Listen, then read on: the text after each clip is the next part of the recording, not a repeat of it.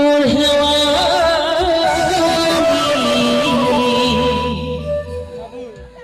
ওই খাইলা মোৰে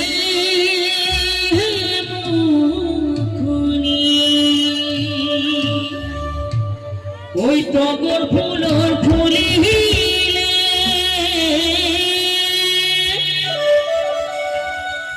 ওই ফুলিলে মোৰ হেওয়া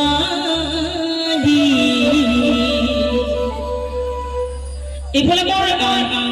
যুৱক বন্ধুগণ সাজু হৈ আছিলে নাচিব লাগিব হয় না নহয় আমি সকলোৱে অসমৰ অসমীয়া হয়নে নিশ্চয় আমি তালে তালে আৰু লগতে হালি জালি সহায় আৰু সহযোগিতা কৰিব ধন্যবাদ ওই খাইলা মুৰি মুখনি